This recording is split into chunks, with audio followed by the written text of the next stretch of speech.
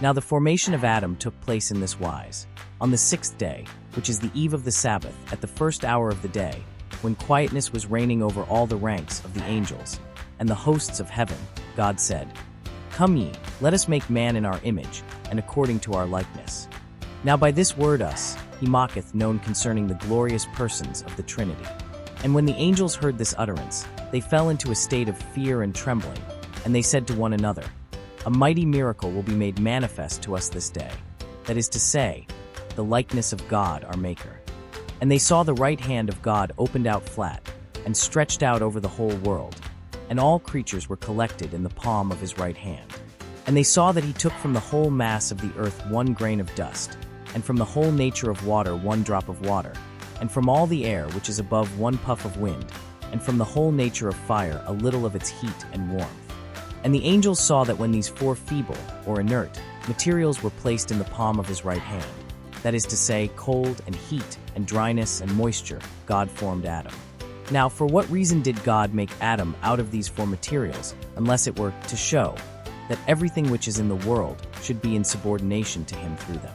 He took a grain from the earth in order that everything in nature which is formed of earth should be subject unto him, and a drop of water in order that everything which is in the seas and rivers should be his, and a puff of air so that all kinds of creatures which fly in the air might be given unto him, and the heat of fire so that all the beings that are fiery in nature and the celestial hosts might be his helpers.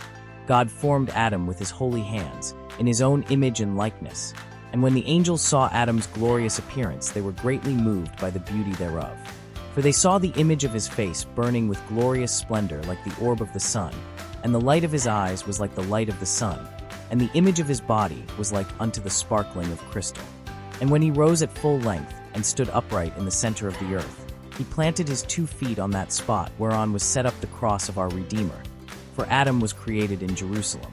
There he was arrayed in the apparel of sovereignty, and there was the crown of glory set upon his head. There was he made king and priest and prophet. There did God make him to sit upon his honorable throne, and there did God give him dominion over all creatures and things. And all the wild beasts and all the cattle and the feathered fowl were gathered together, and they passed before Adam, and he assigned names to them. And they bowed their heads before him, and everything in nature worshipped him, and submitted themselves unto him. And the angels and the hosts of heaven heard the voice of God saying unto him, Adam, behold, I have made thee king, and priest, and prophet, and lord, and head, and governor of everything which hath been made and created. And they shall be in subjection unto thee, and they shall be thine, and I have given unto thee power over everything which I have created. And when the angels heard this speech, they all bowed the knee and worshipped him. And when the prince of the lower order of angels saw what great majesty had been given unto Adam, he was jealous of him from that day, and he did not wish to worship him. And he said unto his hosts, Ye shall not worship him, and ye shall not praise him with the angels. It is meet that ye should worship me, because I am fire and spirit, and not that I should worship a thing of dust, which hath been fashioned of fine dust. And the rebel meditating these things would not render obedience to God, and of his own free will he asserted his independence, and separated himself from God. But he was swept away out of heaven and fell, and the fall of himself and of all his company from heaven took place on the 6th day, at the 2nd hour of the day. And the apparel of their glorious state was stripped off them. And his name was called Satana, because he turned aside from the right way, and Sheta, because he was cast out, and Diwa, because he lost the apparel of his glory. And behold, from that time until the present day, he and all his hosts have been stripped of their apparel, and they go naked and have horrible faces. And when Satana was cast out from heaven, Adam was raised up so that he might ascend to paradise in a chariot of fire. And the angels went before him, singing praises, and the seraphim ascribed holiness unto him, and the cherubim ascribed blessing. And amid cries of joy and praises Adam went into paradise. And as soon as Adam entered paradise, he was commanded not to eat of a certain tree. His entrance into heaven took place at the 3rd hour of the eve of the Sabbath, i.e. on Friday morning. When Satan saw Adam seated on a great throne, with a crown of glory on his head and a scepter in his hand, and all the angels worshipping him, he was filled with anger.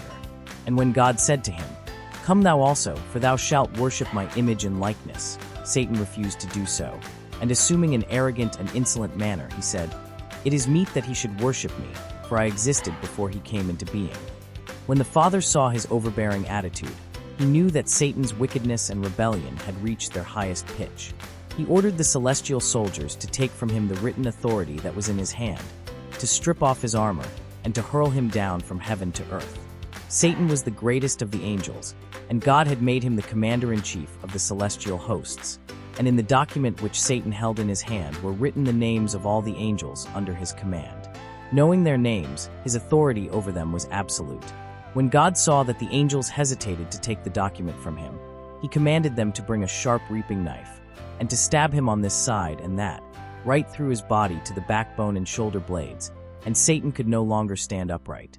And a cherub smote him, and broke his wings and his ribs, and having rendered him helpless, he cast Satan down from heaven. Then he became the archdevil,